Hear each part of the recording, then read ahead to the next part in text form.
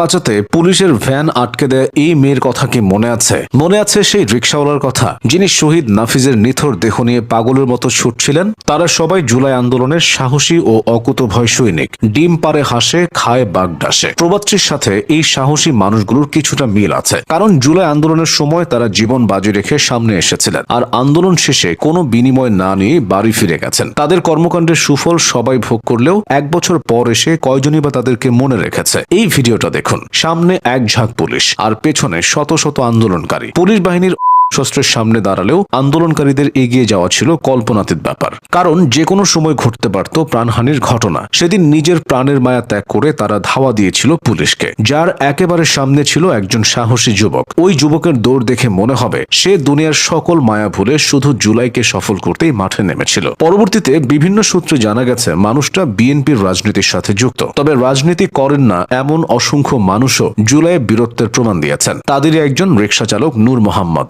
বৈষম্য বিরোধী আন্দোলনে 2025 সালের 4 আগস্ট বিকাল 4:30টার দিকে ফার্মগেটের পথচারী সেতুর নিচে গুলিবিদ্ধ হয়ে প্রাণ হারান বনানী বিদ্যানিকেতন স্কুল অ্যান্ড কলেজের শিক্ষার্থী গোলাম নাফিজ। চিরতরে শেষ করে দিয়ে নাফিজকে পুলিশরা যখন রিকশার পাদানিতে তুলে দেন, তখনও সে রিকশার রটি হাত দিয়ে ধরে রেখেছিল। এরপর কেউ এগিয়ে না আসলেও রিকশা চালক নূর মোহাম্মদ তাকে হাসপাতালে নিয়ে যায়, কিন্তু শেষ রক্ষা হয়নি। পরবর্তী সময়ে এই রিকশাতে নাফিজের ছবি কাঁদিয়েছে পুরো বাংলাদেশকে। নূর মোহাম্মদের মতো না হলেও অন্যভাবে অবদান রেখেছিলেন আরেক রিকশা চালক মোহাম্মদ সুজন। 2024 সালের 3রা আগস্ট আন্দোলনে যখন উত্তাল ছিল ঢাকা বিশ্ববিদ্যালয় এলাকা, তখনই নেট দুনিয়ায় ভাইরাল হন তিনি। রিকশায় দাঁড়িয়ে সাধারণ ছাত্রদের স্যালুট দিয়ে সবার মনে জায়গা করে নেন তিনি। সামনে আসছে ফাগুন, আমরা হব দ্বিগুণ। শিক্ষার্থী নূর আলমের এই কথাগুলো হয়তো কেউ ভোলেনি। পুলিশের ভ্যানে থেকেও সে অসীম সাহসের পরিচয় দিয়েছিল। তার থেকেও বেশি সাহস দেখিয়েছিল শিক্ষার্থী নুসরাত নূর। নূর আলমকে বহন করা পুলিশের ভ্যানকে সে আটকে দিয়েছিল। সামনে দাঁড়িয়ে বলেছিল, আমার ভাইদের ছাড়তে হবে। নুসরাত ও তার ভাই নূর আলমের এই ঘটনাটি